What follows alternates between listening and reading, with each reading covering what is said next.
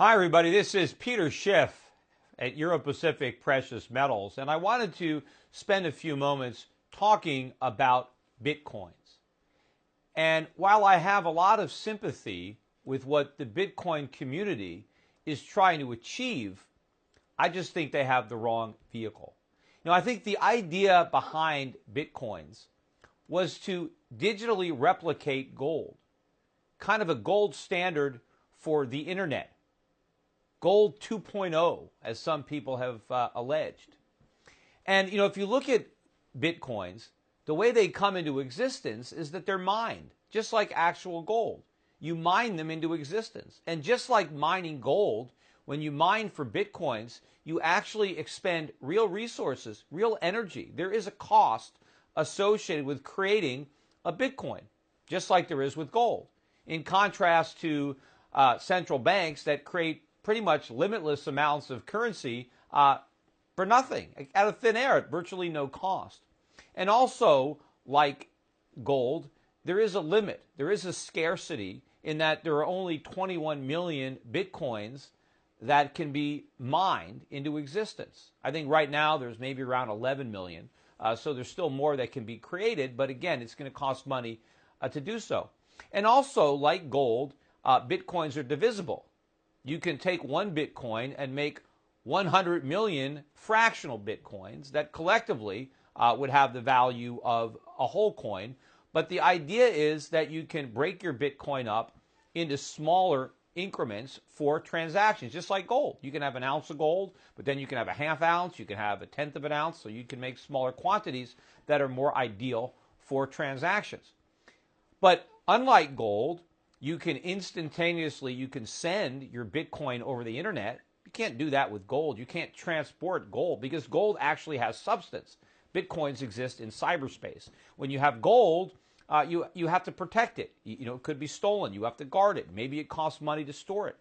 You have none of this. It doesn't cost you any money to store your Bitcoins in your digital wallet.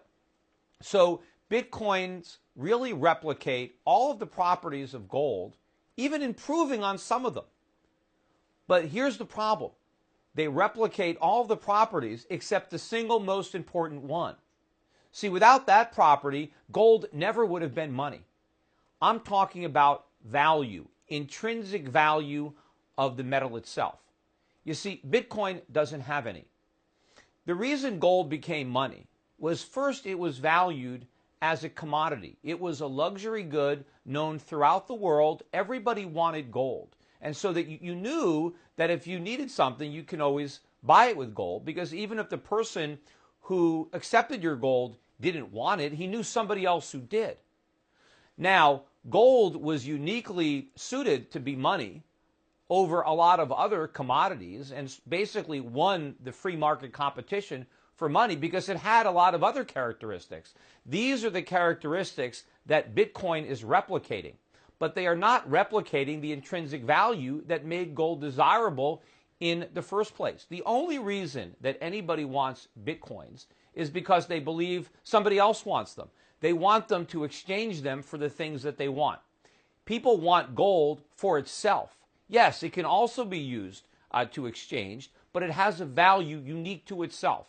It has its own properties that are desirable. There's nothing you can do with a Bitcoin except give it to somebody else.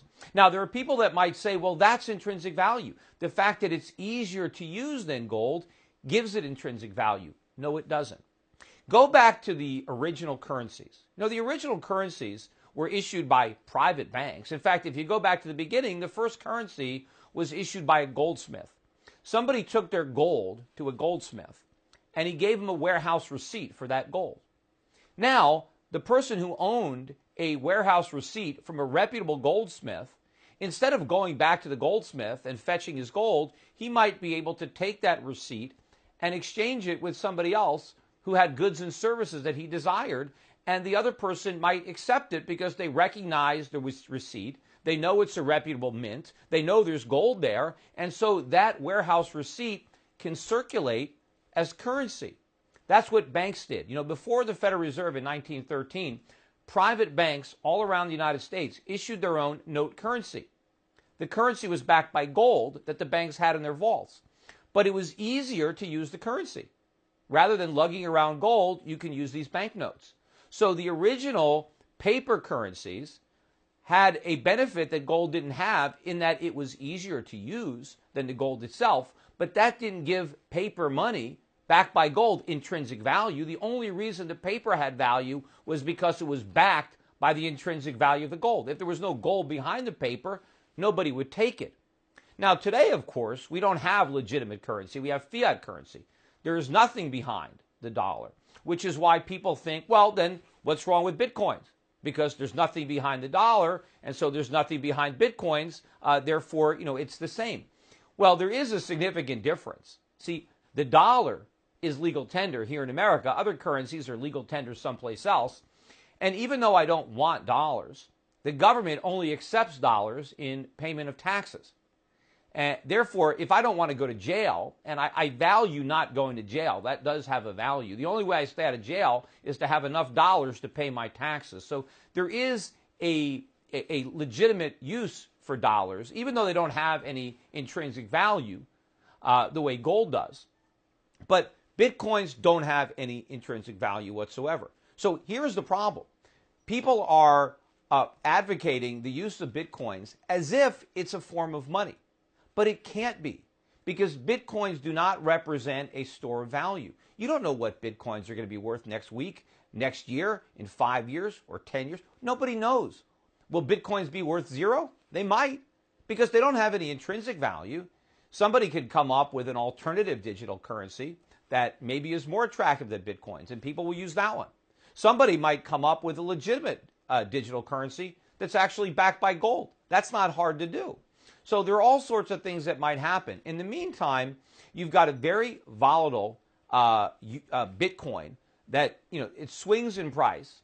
Most of the Bitcoins that have been mined are not circulating. They're being hoarded by the miners or people who bought some of the Bitcoins when they were just pennies a piece or a few dollars a piece. So most of the coins are being hoarded. They're not being used in commerce. They're not being sold. That's one of the reasons that the price is rising, because you have a lot of people trying to enter the market. They've been enticed into the market by the spectacular gain in price and a lot of media attention that has accompanied that gain in price. So you have new people coming into the market. But again, why are people buying Bitcoins? They're buying them because they believe the price is going to go up. Right? They don't want Bitcoins for the Bitcoin because you can't do anything with a Bitcoin. They're hoping to spend the Bitcoins on something else in the future. That's the problem. You see, eventually, all the people buying Bitcoins are going to want to cash in. They're actually going to want to buy stuff. And that's when you have a problem. Right? That's when the bottom drops out of the market. That's when, it's not the gold standard 2.0, it's tulip mania 2.0. You're going to have a collapse in price in Bitcoins. I don't know where the top is, right? Is it the top now? I don't know. It might be. It might not be. We know it's not the bottom. Clearly, if you're buying Bitcoins today, you're not getting it at the bottom. You may be getting it at the top.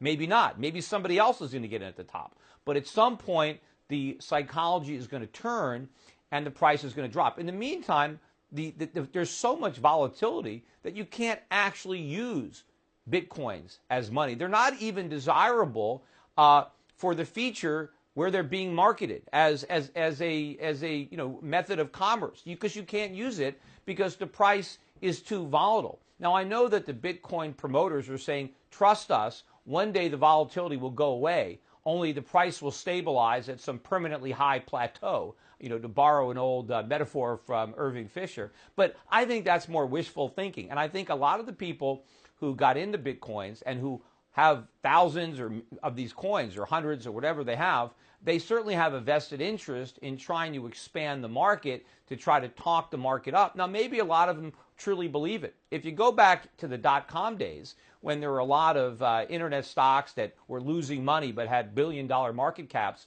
a lot of the people that worked at those companies truly believed in what they were saying. I mean, a lot of them went down with the ship. A lot of these internet millionaires lost their entire fortune because they never sold. So I'm not doubting the sincerity of a lot of the people who own Bitcoins. I just think that their judgment is being clouded by the money and by the potential of a windfall if what they're hoping to occur does.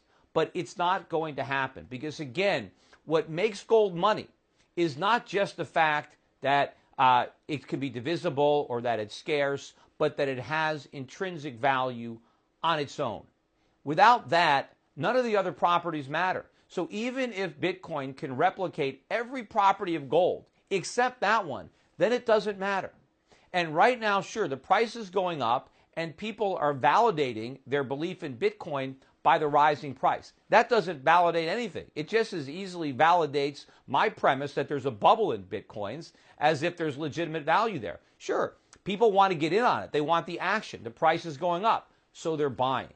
But when the tide turns, right, look out below. A lot of people are going to want to get out of their Bitcoins. There's not going to be that many people to buy, take the other side of the trade. And then when the price plunges, you're going to have a lot of people that are going to be very upset because they paid a high price for their Bitcoins and they're going to watch the money that they put into Bitcoins evaporate. In the meantime, if you're really looking for a true store of value, right, if you don't want to be in government fiat money, if you want to be in real money that can't be created at will, that can't be inflated away, buy gold. In fact, if anything, I think the recent weakness in gold has added fuel to the Bitcoin fire because some of the people who might be buying gold but maybe are discouraged from the recent price declines and they compare that to the skyrocketing price of Bitcoins, they jump to the wrong conclusions. The price of Bitcoins are going up, therefore they must be better than gold. I think it's going up because it's a mania, because it's a bubble. In the meantime, real value is being overlooked by people who are rightly concerned about all the money that's being printed, concerned about a currency crisis, and who want to do something about it, who want to preserve their savings. If they're choosing Bitcoins, they're making the wrong choice. Right? Bitcoins have been around for about 4 years. Gold's been around for more than 4,000. Will Bitcoins be around 4 years from now? I have no idea, but I'm confident gold will.